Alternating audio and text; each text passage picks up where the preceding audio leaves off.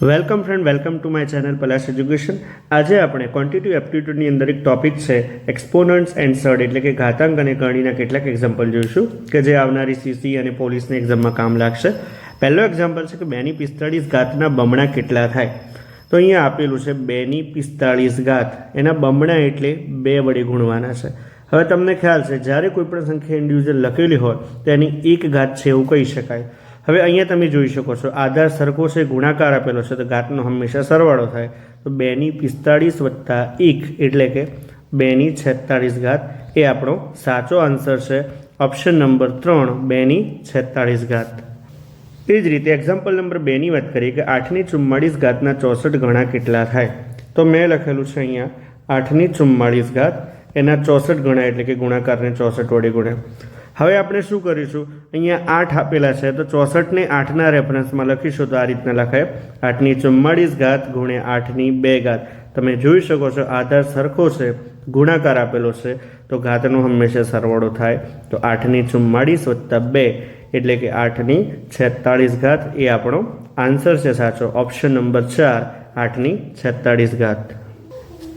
Example number 3 ની વાત કરીએ કે 3 ની 42 ઘાતનો 243મો ભાગ કેટલો થાય। તો આ લખ્યું છે 3 ની 42 ઘાત એનો 243મો ભાગ એટલે કે ભાગ્યા 243। તો હું 3 ની 42 ઘાત એમને એમ રાખું છું હાલ। હવે આપણને આપેલું છે 243, તો 243 ને તમે 3 ની 5 ઘાત એવું લખી શકો। હવે અહીંયા જુઓ તમે, જ્યારે આધાર સરખો હોય તો અને ભાગાકારનો ચિહ્ન આપેલો હોય તો ઘાતની હંમેશા બાદબાકી થાય। તો 3 ની 42 માઇનસ 5 એટલે કે 3 ની 37 ઘાત એ ઓપ્શન નંબર આપણો 2 એ જવાબ આપણો સાચો છે। ચોથા એક્ઝામ્પલની વાત કરીએ કે 0.01 ની માઇનસ 1.5 ઘાત, તો 0.01 એની માઇનસ 1.5 ઘાત। હવે જ્યારે મારે આ ઘાત માઇનસ કરવી હોય તો શું કરવાનું, સૌથી પહેલાં 0.01 ને હું આવું લખી શકું 1/100 અને અહીંયા માઇનસ 1.5। હવે આ ઘાતને મારે આજે માઇનસ છે અને પ્લસ કરવું હોય તો શું કરવાનું, તો જ્યારે એ ઘાતને માઇનસની પ્લસ કરવું હોય તો અંશને છેદમાં મૂકવો અને છેદને અંશમાં મૂકો તો 1/100ના ઉલટા કેટલા થાય, 100 થાય। 100 ની 1.5 ઘાત લખાય, 100 ની 1.5 એટલે લખાશે 3/2। તો તમે આવું કહી શકો છો 100 એટલે 10 ની 2 ઘાત ગુણ્યા 3/2, તો હતા જ 2 2 કેન્સલ, તો 10 ની 3 ઘાત એટલે કે 1000 આપણો સાચો જવાબ છે, ઓપ્શન નંબર 3 અને ગુણ્યા 256 ની 0.09 ઘાત। તો અહીંયા તમે જોઈ શકો છો આધાર સરખો છે અને ગુણાકાર આપેલા છે તો ઘાતનો સરવાળો થશે। તો આને આવું લખી શકાય 256 ની 0.16 પ્લસ 0.09 ઘાત। તો 256 ની 0.16 અને 0.09નો સરવાળો થશે 0.25। તો 256 0.25 ને હું આ રીતના લખી શકાય 1/4 અને 256 એટલે થશે 4 ની 4 ઘાત ગુણ્યા 1/4, 4 4 કેન્સલ, માટે આપણો આન્સર છે 4, ઓપ્શન નંબર 1 જવાબ આવશે આપણો 4। છઠ્ઠો એક્ઝામ્પલ છે કે 10 ની 12 ઘાતમાં કેટલા શૂન્ય હોય છે। તો આપણે પ્રેક્ટિકલી સમજીએ। માની લો કે હું અહીંયા લખું છું 10 ની 1 ઘાત, તો તમને ખબર છે જવાબ આપણો આવ્યો છે 10। હું એમ કહું છું કે 10 ની 2 ઘાત, તો આપણો જવાબ છે 100 લખાય છે। હું એવું કહીશ કે 10 ની 3 ઘાત, તો તમને જવાબ છે ખબર 1000 થાય। તો હવે તમે અહીંયા વિચારો કે 1 ઘાત આપેલી છે તો શૂન્ય આપેલું છે 1, 2 ઘાત આપેલી છે તો શૂન્ય આપેલા છે 2, એ રીતના 3 ઘાત આપેલી છે તો શૂન્ય આપેલું છે 3। તો તમને ખ્યાલ આવી જવો જોઈએ કે 10ની જેટલી ઘાત હોય એટલા જ શૂન્ય હોય। અહીંયા 10 ની 12 ઘાત આપેલી હોય તો 1ની પાછળ ટોટલ 12 વખત શૂન્ય આવશે એટલે કે 12 શૂન્ય આવશે, માટે આપણો જવાબ સાચો છે, ઓપ્શન નંબર 3, 12 જવાબ આવશે। 8મા નંબરનો એક્ઝામ્પલ છે કે 3/4 ની 6 ઘાત ગુણ્યા 3/4 ની 2 ઘાત ભાગ્યા 3/4 ની 5 ઘાત। તો અહીંયા આપણને આપેલું છે 3/4 એની 6 ઘાત ગુણ્યા 3/4 2 આપેલું છે અને ભાગાકારમાં આપેલું છે 3/4 એની 5 ઘાત। તો તમે અહીંયા જોઈ શકો છો 3/4, તો ત્રણેય જગ્યાએ કોમન છે। તો હવે શું કરવાનું, તો 3/4 લખ્યું, એની 6 ઘાત તો છે જ। અહીંયા ગુણાકારનું સિમ્બલ આપેલું છે તો ઘાતનો સરવાળો થશે 6 વત્તા 2। અહીંયા ભાગાકારનું સિમ્બલ આપેલું થશે તો ઘાતની બાદબાકી થશે અને અહીંયા 5 ઘાત છે તો 5 લખવાના છે। તો 3/4 ની 6 + 2 એટલે 8 અને 8 - 5 એટલે 3 ઘાત થશે. 3 ની 3 ઘાત એટલે કે 27 અને 4 ની 3 ઘાત એટલે કે 64. તો આપણો જવાબ થશે 27/64.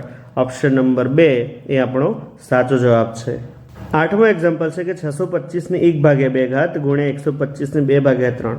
તો અહીંયા આપણને આપેલું છે 625 આપેલા છે એની 1/2 ઘાત ગુણ્યા 125 આપેલા છે એની 2/3 ઘાત. હવે અહીંયા આધાર સરખો નથી થાય એવો તો કરવું એવું છે, પરંતુ ડાયરેક્ટ આપણે કરી શકીએ બને ત્યાં સુધી. અહીંયા 2 આપેલું છે તો હું અહીંયા લખી શકું 25નો વર્ગ 625 થાય અને એની 1/2 ઘાત ગુણ્યા અહીંયા 3 આપેલા છે તો 125ને આ રીતના લખી શકાશે 5ની 3 ઘાત અને અહીંયા આપેલા છે 2/3 ઘાત. તો હવે શું થશે? 2 2 કેન્સલ થાય, 3 3 કેન્સલ થાય, તો વધે આપણી જોડે 25ની 1 ઘાત ગુણ્યા 5ની 2 ઘાત. 25ની 1 ઘાત એટલે 25 અને 5નો વર્ગ એટલે કે 25 અને 25 ગુણ્યા 25 એટલે આપણો જવાબ આવશે 625. ઓપ્શન નંબર 2 એ આપણો સાચો જવાબ છે. 9મો એક્ઝામ્પલ છે કે ચતુર્થ મૂળમાં x ની 16 ઘાત ગુણ્યા ઘનમૂળમાં x ની 6 ઘાત. તો આને આવું લખી શકું, અહીંયા x ની 16 ઘાત એની પાસે 1/4 ઘાત થાય ગુણ્યા અહીંયા x ની 6 ઘાત અને આ ઘનમૂળ છૂટું પડે તો એની 1/3 ઘાત એવું લખાય. હવે તમે અહીંયા જોઈ શકો છો 4 ચોક 16 થાય અને 3 દૂની 6 થાય, તો આને આવું લખાશે x ની 4 ઘાત ગુણ્યા x ની 2 ઘાત. તમે અહીંયા જોઈ શકો છો આધાર સરખો છે, ગુણાકારનું ચિહ્ન છે તો ઘાતનો સરવાળો થાય x ની 4 + 2 એટલે કે x ની 6 ઘાત. ઓપ્શન નંબર 1 એ આપણો સાચો જવાબ છે. 10મું એક્ઝામ્પલ આપેલું છે કે 53ની 3 - 9 = 1. તો 53ની 3 - 9 = 1 હોય તો એની વેલ્યુ શોધો. તો અહીંયા તમે જુઓ બંને બાજુ આધાર સરખો નથી, અહીંયા 53 આપેલું છે અને અહીંયા 1 આપેલું છે.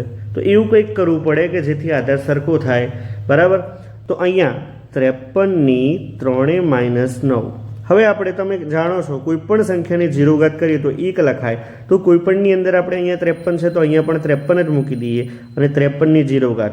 હવે શું થશે? આનાથી આધાર સરખો થઈ જશે અને કોઈપણ સંખ્યાની 0 ઘાત એટલે 1 એટલે આપણે સમીકરણ સેટિસ્ફાય થાય છે. તો હવે અહીંયા તમે જોઈ શકો છો કે આધાર સરખો છે તો ઘાત પણ સરખી હોય, તો એ રીતના 3 - 9 = 0 કહેવાય. તો હું લખી શકું 3 - 9 = 0. તો 3 = 9 થશે, તો એ બરાબર 9/3 એટલે કે જવાબ આપણો આવશે 3. ઓપ્શન નંબર 3 એ સાચો જવાબ છે. 11મો એક્ઝામ્પલ છે કે જો 216ની 2/n ઘાત બરાબર 36માં n ની કિંમત કેટલી હોય? તો 216 આપેલા છે એની 2/n ઘાત છે અને અહીંયા 36 છે. હવે તમે અહીંયા એવું જોઈ શકો છો કે બંને બાજુ આધાર આપણા સરખા નથી. તો એ સંજોગોમાં શું કરશો?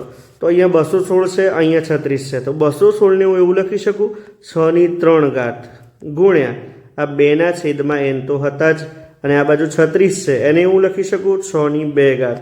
હવે તમે અહીંયા જુઓ 6ની આ 3 ગુણ્યા 2/n ઘાત લખી શકાય. 3 આપણે બહાર લઈ લીધા અને કૌંસ અંદર લઈ લીધો. અહીંયા 6ની 2 ઘાત. તો અહીંયા તમે જુઓ આધાર સરખો છે તો ઘાત પણ સરખી હોય, તો 3 દૂની 6/n = 2 હોય તો આપણે n ની વેલ્યુ શોધવાની છે. તો n = 6/2 એટલે કે n = 3 થશે. માટે n ની વેલ્યુ આવશે ઓપ્શન નંબર 1, જવાબ આપણો આવશે 3. 12મા એક્ઝામ્પલની વાત કરીએ કે વર્ગમૂળની અંદર 2, 6નું પંચમૂળ, 5નું પંચમૂળ, 3નું ચતુર્થ મૂળ અને 5નું ચતુર્થ મૂળમાં સૌથી મોટી સંખ્યા કઈ છે? તો સૌથી મોટી સંખ્યા શોધવા માટે જે આપણને સંખ્યાઓ આપેલી છે એના સ્ટાન્ડર્ડ ફોર્મમાં લખી લઈએ ઘાત અને ઘાતાંક. તો આની લખાશે 2ની 1/2 ઘાત, અહીંયા 6ની 1/5 ઘાત, અહીંયા આગળ છે 5ની 1/5, 3ની 1/4 અને 5ની 1/4 આવું થશે. હવે શું કરીશું? આપણે આ જે તમામ સંખ્યાઓ છે ઘાતમાં આપેલી છે એનો લસાઅ જોઈ કાઢીએ. અહીંયા આપેલા છે 2, અહીંયા આપેલા છે 5, અહીંયા 5, અહીંયા 4 અને 4. એનો તો લસાઅ થશે આપણી પાસે, એનો લસાઅ આવશે 20. તો દરેક જે ઘાત છે એને 20 વડે ગુણી કાઢો. તો 2ની 20/2 ઘાત લખાશે, 6ની 20/5 ઘાત લખાશે, 5ની 20/5 લખાશે, 3ની 20/4 લખાશે અને 5/20/4 લખાશે। હવે આગળ જોઈએ કે 2/20/2 એટલે 10 ઘાત થશે, 6/20/5 એટલે 4 થશે, 5/20/5 એટલે 4 થશે, 3/20/4 એટલે 5 થશે અને 5/20/4 એટલે અહીંયા 5 ઘાત થશે।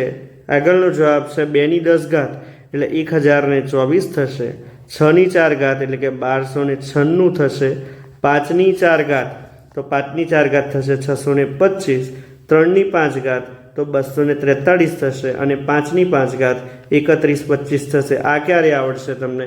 કે જ્યારે ઘડિયા, વર્ગ અને ઘન તમને સંપૂર્ણ પાકું હોય તો થોડી પ્રેક્ટિસ કરવી પડે એના માટે। હવે તમે આ 5 આંકડામાંથી જોઈ શકો છો સૌથી મોટી સંખ્યા કઈ? તો અહીંયા મોટી સંખ્યા દેખાય છે 3125, એ અનુસંધાને સૌથી મોટી સંખ્યા કઈ છે? 5/1/4 ઘાત એટલે કે 5/4 મૂળ એ આપણો સાચો આન્સર છે, ઓપ્શન નંબર 4। એ જ રીતના 13મો એક્ઝામ્પલ છે 2/60 ઘાત, 3/40 ઘાત, 4/50 ઘાત અને 5/20 ઘાતમાં સૌથી નાની સંખ્યા કઈ? તો 2/60 ઘાત, 3/40 ઘાત, 4/50 ઘાત અને 5/20 ઘાત। તો હું આ રીતના લખી શકું 2 આ દરેકની અંદર કોમન શું નીકળશે? તમે આ સંખ્યા આપેલી છે તો અહીંયા ગુસાઅ કાઢવાનો છે, ગુસાઅ થશે 10 અથવા તો કોમન સંખ્યા થશે 10। તો 2/6 × 10 લખાય, અહીંયા 3/4 × 10 લખાય, અહીંયા 4/5 × 10 લખાશે અને અહીંયા 5/2 × 10 લખાશે। તો તમે આને આવું કરી શકો છો આગળ કે 2/6 ઘાત અને પછી એની 10 ઘાત, 3/4 ઘાત અને પછી એની 10 ઘાત, એ રીતના 4/5 ઘાત અને પછી એની 10 ઘાત અને 5/2 ઘાત અને એની 10 ઘાત। હવે આપણે શું કરવાનું છે? અહીંયા દરેક જગ્યાએ 10 કોમન છે, એ એટલા માટે બહાર લીધા જો અંદરની વેલ્યુ ખબર પડી જાય તો નાની અને મોટી સંખ્યાને ઇઝીલી આપણને ખબર પડે। તો 2/6 ઘાત એટલે કેટલા થશે? તો તમે કહેશો 2/6 ઘાત એટલે થશે 64, 3/4 ઘાત તો 3/4 ઘાત થશે 81, 4/5 ઘાત, 4/5 ઘાત એટલે ઇનડાયરેક્ટલી 2/10 ઘાત થયું, તો 2/10 ઘાત એટલે 1024 અને 5 નો વર્ગ 25। આપણને એવું પૂછે સૌથી નાની સંખ્યા કઈ? તો નાની સંખ્યા કઈ છે? 25। એ હિસાબે આપણો જવાબ કયો હશે? 5/20 ઘાત એ આપણો જવાબ હોય, ઓપ્શન નંબર 4 5/20 ઘાત। 14મો એક્ઝામ્પલ છે કે 1/2 ની -2 ઘાત ગુણ્યા 1/6 ની -2 ઘાત ગુણ્યા 1/8 ની -2 ઘાત। તો અહીંયા આ 1/2 આપેલા છે એની -2 ઘાત, 1/6 આપેલા છે એની -2 ઘાત અને 1/8 એની -2 થાય। મારે જો આ ઘાતને ત્રણેય ઘાતને પ્લસ પ્લસ પોઝિટિવ કરવી હોય તો શું કરાય એની અંદર? તો અંશ અને છેદ બંને ઉલટાઈ જશે, તો અહીંયા 1/2 ના થશે 2, તો અહીંયા લખાશે -2 ની જગ્યાએ +2 ઘાત, તો 2/2 ઘાત। એ રીતના 1/6 ના થશે 6 અને -2 ની થશે 2 ઘાત। એ રીતના 1/8 ના થશે 8 અને -2 ની થશે 2 ઘાત।